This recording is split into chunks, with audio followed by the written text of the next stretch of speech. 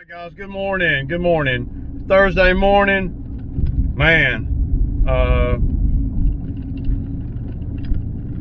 We got quite a bit of work to do today to make way for the mulch job tomorrow. So Drew will not be working tomorrow. He doesn't want to do mulch, so he won't be able to work because that's all they got going on tomorrow. But we're gonna get done with this list today. We got a big list, a lot of driving, and good money, man. Probably around, $850, give or take.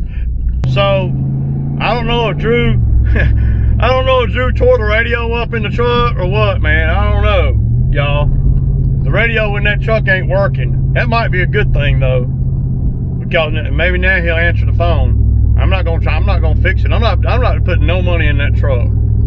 That truck right there is gonna run until it damn dies, and then when it dies, I'm gonna buy another truck. Right now, I'm banking money to buy another truck, to replace that truck.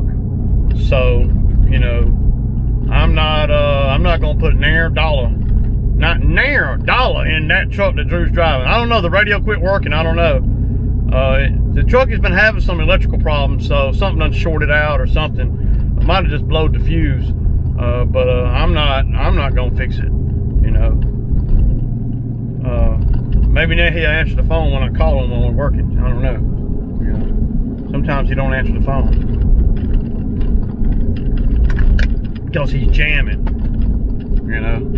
I mean, if I got the radio blaring in my ear all day, what the hell, dude? I can't even think, man.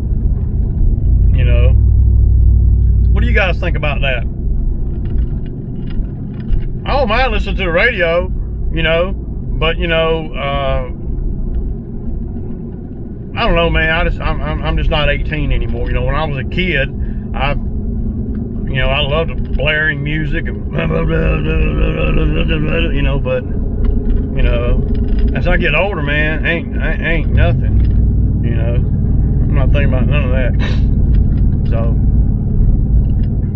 as I get older, I just I'd rather be thinking.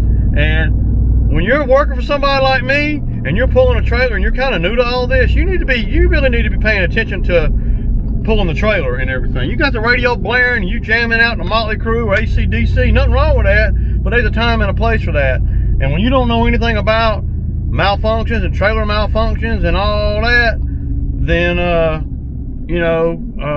you could do some damage and not even know it, man. Just saying, man, just saying. We ain't KinderCare here. So one guy come in the comments, dogging us out about the spray over there at Bonita's.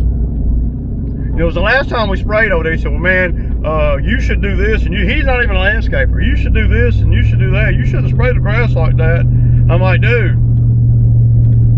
That's what you spray. I'm like, dude, that's what she pays me for. Yeah. That's what she told me to do. There's a reason why she's giving you a raise every time. Yeah, I mean, there's and it did, I gotta admit, around the driveway entrance there, it did get away from us a little bit because it rained after we sprayed. Yeah, around the ditches that going in, turning in. But I know that glyphosate, man, that's just gonna grow right back. Yeah. I guarantee we'll have to spray it again before July. Spray it again. It might be a little ugly, but it won't be terrible. I mean, by the time we get back over, that's just gonna start growing again. Right. But he was saying, man, where I sprayed that line going across the ground, that power line thing. Right. Yeah. He like, you shouldn't spray that. You should just weed eat that. I'm like, dude, you need to stick to inspecting houses and let me stick to the lawn care. That's like me trying to tell you how to inspect how to wire this together, or how to inspect a house. That's his occupation. He's a home inspector. Okay. I said that'd be like me trying to tell you how to inspect a home. Right. I said, I don't like showing my ignorance like that, dude. I'm not going to tell you how to inspect a home because I'm assuming that since you do it for a living, you know a lot more about that than me. Right. I mean, I don't know. I ain't the smartest guy in the world, but damn. If the homeowner doesn't mind the spray. The homeowner paid me to do that. Right. I mean, she actually insisted on that. Yeah. Miss Bonita. All right, y'all. So this property right here, man, is the one that we do on the reg. I've had the Bobcat over here before. They are the same customers. They have a couple of rentals that we do too. This is a bigger property here. I don't know, what's this property, about 4 acres, 3 acres? It's about 3 or 4 acres, man. So, yeah. And they want me to run down in the woods with the mower real quick, so.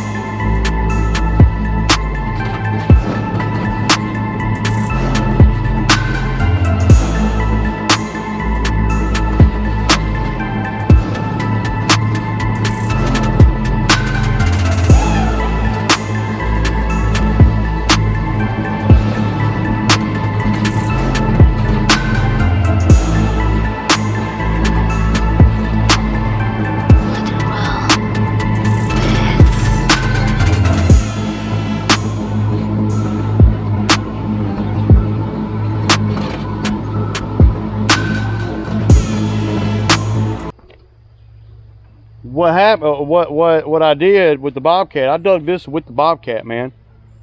All this. So it seems to be working pretty doggone good for what it is. Because you couldn't even get over here into that because it was all underwater. And when I dug this gully right here with the Bobcat, just a flat bucket, and that gully's 3 foot deep. Now what I'll do is I'm just gonna just go around in here with a mower, get some of this right here up, just cutting it, and then cut another line going out. And we're gonna, I'm gonna run up in here and cut all this. Got to be careful when you're in this kind of thing. Now you wouldn't want to be down here with regular tires or a regular mower. We got the Mac Daddy mower of the mowers out here. So and this is some of the things that I put the mowers in, y'all. I don't that's kind of what I built my business around, man, just being able to put these mowers in anything. So the mowers that I own are if it ain't a top quality well built mower, it has a hard time taking the rigors of what I put it through. So yeah, but I'm gonna go around in here real quick and just hit some of this stuff. I could probably do a lot of it with a weed eater, but they're not paying me enough to do none of that, man. I think I'm gonna charge them about an extra $40 or so to come down here and do this little bit. So now they will try you. They'll have you down here doing this for nothing, and you can't. Some customers are always wanting extra, always, and these people, they're always wanting extra. And and so, but they're good people and they pay good, and they just have a lot of expectations. So yeah, wow, what in the hell is that? But this is the Georgia woods, y'all, and it's beautiful out here. It's really beautiful. Anyway, I gotta get to work, y'all. Okay, y'all, so this guy right here, that's mulch on his trailer, right? Now, I used to do mulch like that, man. And a lot of you guys that don't have a dump trailer will do mulch like that. When I was doing mulch like that, I made it where I could remove the trailer ramp, because it makes it a lot easier, man. The trailer ramp is in the way, and the trailer, if you try to push that mulch off of the back of that trailer, with the ramp there, it gets all in the ramp, and then you make a big mess. If you're able to take the ramp off, then you can back up to where you're working at. You can lay a tarp on the ground, and you can push the mulch into the tarp. Anything to me is better than shoveling stuff. I don't like to shovel nothing if I don't have to. Pushing it, raking it, that kind of thing is better. Okay, y'all, so a couple of you guys want me to show a little bit more about the properties after we're done. So we do these two. Here's one right here. We just got done with it, and y'all seen this one before. It's a nice property, and there's a big pond in the back. That's the Exmark did that, and the Skag will do that too. This is just good striping grass right here. So, and y'all see the pine straw beds, I spray them, and I don't even charge you for that. But this is a every 2 week job here, and so is this one. Now these people right here, they're out of the country, so this looks pretty good here, and they got a nice pond back there too. That it seems like a lot of the properties that I do are on ponds and stuff. I'm saying a lot of them are not on ponds, but if you got, this is a nice look. This is a nice property here. Both of them. Now she's got grass that goes all the way down to the pond bank. these people right here, they always playing games. And y'all can tell by looking at this wall right here that they've had issues, okay? Because you see the brick wall on this side? Now, why would somebody build a brick wall when this wall over here was already here? That tells you that there was a neighborly conflict somewhere along the line. And look, notice how the newer wall has to be a bit bigger. Yeah, and the newer wall is, well, it's shoddy work too. It is. I mean, Great. yeah, this column right here looks like it's doing this. Yeah, it does. You know, it's straight right there. And then when you get to the top, it's like it bananas out. But when you see things like this between two properties that are so close together, then that usually means that they got neighborly issues. You know, and you see this one right here has got a bunch of crepe myrtles in it. These people here, they're out of the country. They cried, y'all. I want y'all to look. They cried about paying $100. Yeah, the four. I mean, you got 1, 2, 3, 4, 5, 6, 7, 8, 9, 10, 11. You got about 15 crepe myrtles here. They cried about paying $100 to cut them and throw them in the back. Now, they weren't quite this big the last time we cut it, but they were pretty close. I mean, they cried about $100, man. So, but that's kind of just, that's two of the properties that we're doing today. And I just kind of wanted to show y'all a little bit afterwards. I got some drama with one of the customers, and I'm gonna go into that a little bit later.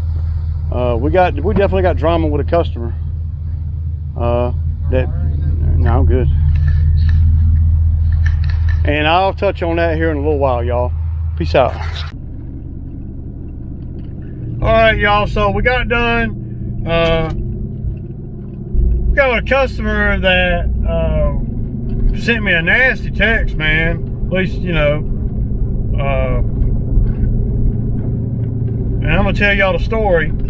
So, it's the same customer that we did that sod install in my neighborhood. The one I showed, the job that I rode by yesterday and showed you guys, you know.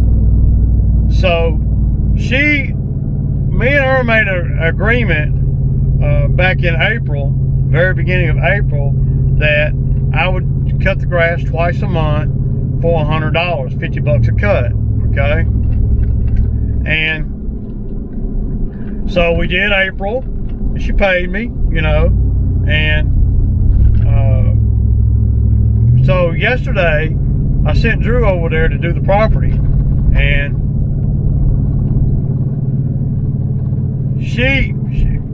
I texted her for, like, you know, on Monday and Tuesday, letting her know, hey, I'll be over there one day this week. I'm not sure exactly which day, but it'll probably be Wednesday or Thursday. And I texted her a couple times, right? And she never responded, never said a word, you know. And she's bad about that. Over the last few years, she's been really bad about that. You know, she won't respond. You know, sometimes never responds. You know, she's kind of weird, man. She's weird. She's a weird bird for sure. And I ain't saying that because, you know, what she said to me today, though it does, you know, it does make you think. So I did it last month. She paid me, and we're doing it this month, and we did it yesterday. And she sent me a text, y'all. Of course, this is after I sent her, you know, 4 texts earlier in the week, from Sunday to Tuesday night, and no response. But she sent me a text, man, that, and y'all tell me what y'all think, man.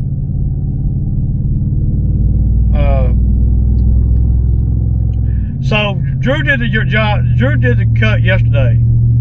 So she texted me today.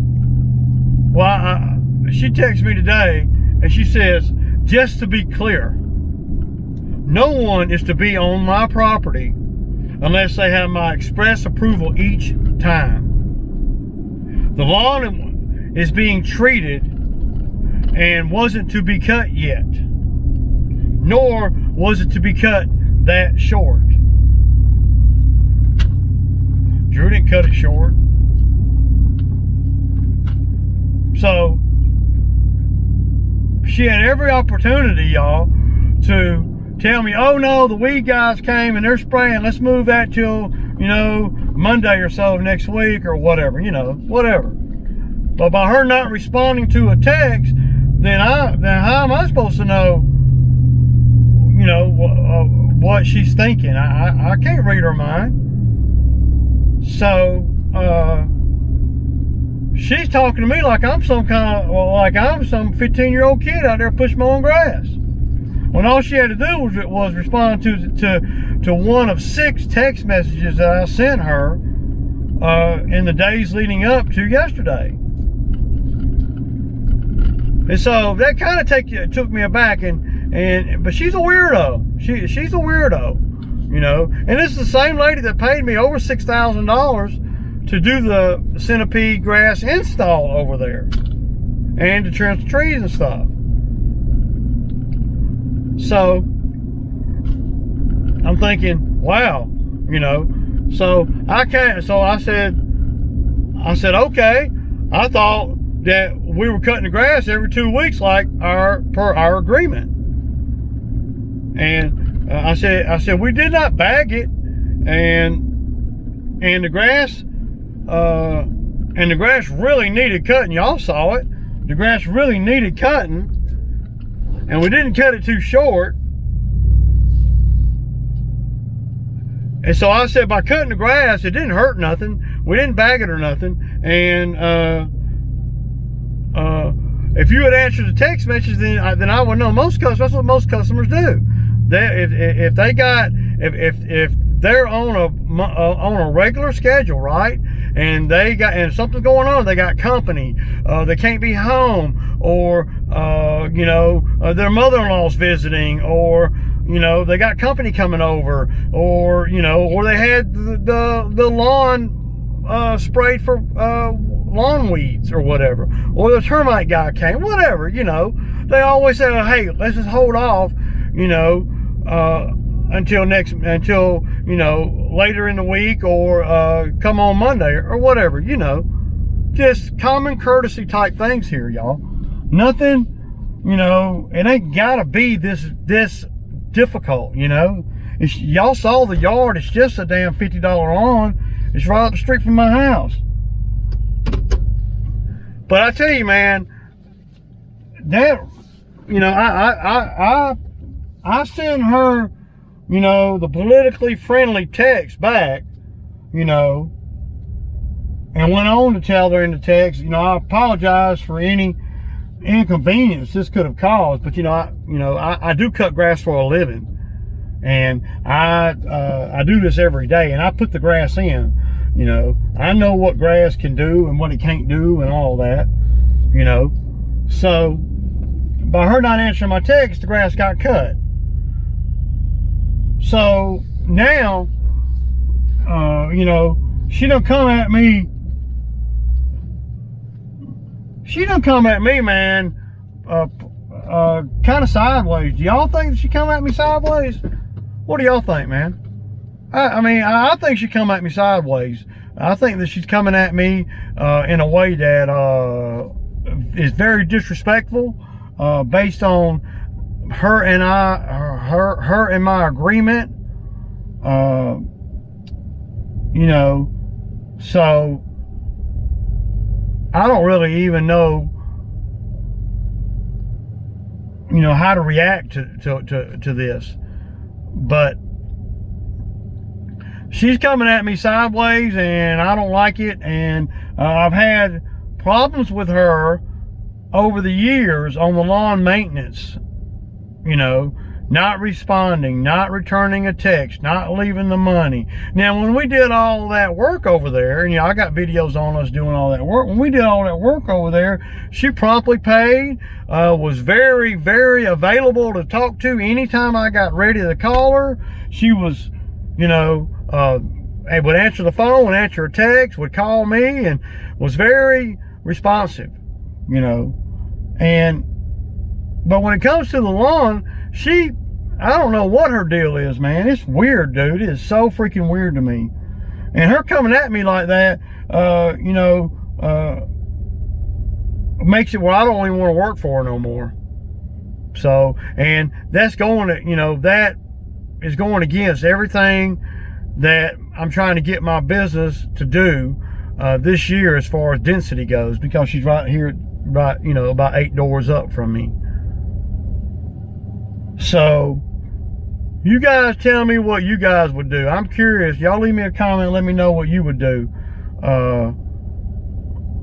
And the text message that she sent me is just, it's